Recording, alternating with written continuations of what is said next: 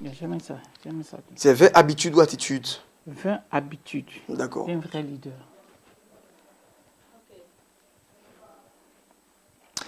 20 habitudes d'un vrai leader, si vous voulez, les 20 réflexes d'un vrai leader, parce que ça reste inhérent à lui. Bonjour à vous. Bonjour bien-aimé. Le révérend Naï Olivier. Amen. Que Dieu vous bénisse. Chaque jeudi, je suis béni de vous avoir sur ce plateau. Amen. C'est réciproque aussi.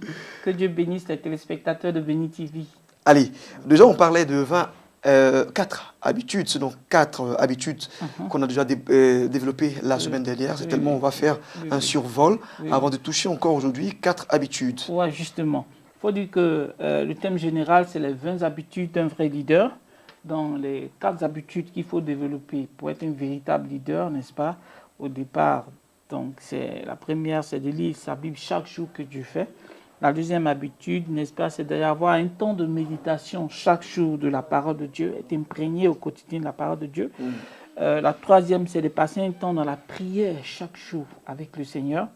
Et la dernière fois, le dernier point qu'on a abordé, c'est de pouvoir jeûner au moins une fois par semaine. Un leader doit être à mesure de pouvoir développer ces habitudes-là. Donc, comme on le disait, c'est 20 habitudes et nous développons 4 séries par séance. Par séance, voilà, d'accord. justement. Donc, aujourd'hui, nous allons continuer en parlant de 4 autres séries pour, n'est-ce pas, développer de bonnes habitudes. J'ai hâte d'entendre. D'accord. Que le Seigneur soit béni. Donc, la 5e habitude, n'est-ce pas, pour qu'un leader soit performant. J'entends par leader ici les pasteurs, les diacres, les anciens. C'est également ceux qui ont des postes de responsabilité au sein d'une entreprise. C'est les pères de famille aussi. Il y a des habitudes qui, n'est-ce pas, sont salutaires pour notre épanouissement social. Je donne un exemple banal. On a l'habitude de chaque jour, en se réveillant, d'aller se laver. C'est important d'aller se laver et d'aller se brosser aussi les dents. Bon, c'est des habitudes qui restent. C'est des pratiques que nous avons, mais qui vont au-delà de nos réflexions.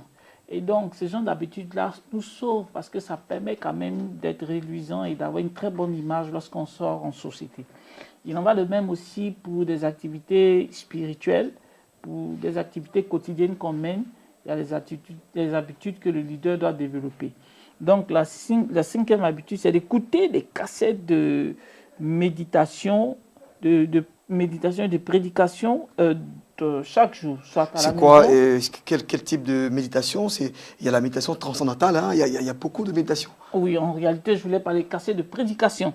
Prédication des hommes de Dieu et autres. Parce qu'en fait, les messages que nous entendons, soit dans nos voitures ou à la maison, ont un impact positif et nous donnent toujours d'être dans l'environnement du Saint-Esprit. Ok? D'accord. Voilà, et c'est important. Vous croyez que Voilà. c'est le Saint-Esprit qui peut nous donner des exploits dans notre corps de métier? Oui, bien sûr. Moi, je parle ici dans le cadre de, par exemple, un chef d'entreprise. Oui, bien sûr, bien sûr. Parce que vous savez... C'est quoi le rapport? Le rapport entre un chef d'entreprise et... Oui, je veux dire, il a des compétences, il a la performance, il a tout ce qu'il faut. Oui, oui. Est-ce qu'il a forcément besoin de la spiritualité pour impacter? Oui, c'est fondamental. Ah bon? Oui, parce que le spirituel régit sur tout ce qui est physique. Super. Vous savez, ça me fait penser à un passage. Hein. La Bible déclare que le cheval est équipé pour la bataille, mais la victoire vient de l'Éternel. Okay? On peut concevoir beaucoup de choses, mais le dernier mot, c'est Dieu. Or, si on est connecté au Saint-Esprit, c'est évident qu'on aura en permanence le succès. Parce que le Saint-Esprit, lui, il n'échoue jamais. C'est bien dit. Voilà. Et la preuve même, il y a d'autres qui ne connaissent pas Dieu, qui eux aussi vont toucher d'autres choses, des juju. Oui. Pour dire combien de fois la spiritualité, en fait, est importante. Voilà, oui, justement. Tu ne peux pas être un leader sans avoir une touche ou bien un appui spirituel derrière, c'est pas possible. D'accord, voilà. Allez-y. Donc, la 6e habitude, c'est de lire continuellement les livres chrétiens, ok? Donc, ça nous donne d'être toujours imprégnés de la pensée divine, de tout ce qui est de spirituel.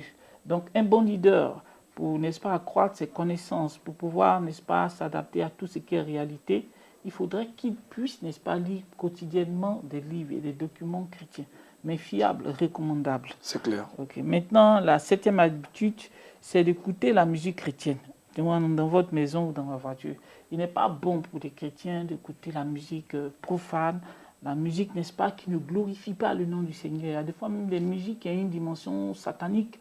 Il y a d'autres qui sont fortement envoûtées. Donc, il est conseillé, n'est-ce pas, de pouvoir mettre en permanence la musique chrétienne. Ça nous donne d'être dans une sorte d'atmosphère de louange et puis d'adoration continuelle de l'Éternel. Et ça encourage, ça envoie une sorte de bénédiction continuelle dans notre vie de tous les jours.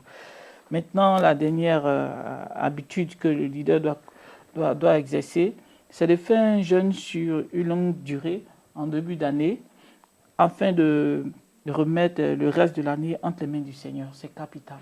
La Bible déclare que si l'Éternel bâtit ce que nous bâtissons, nous le bâtissons en vain. Ouais. Donc il est souhaitable que, n'est-ce pas, le leader, le chef de famille, l'ancien, le diacre, le pasteur puisse prendre un temps important en début d'année pour confier l'année entre les mains du Seigneur.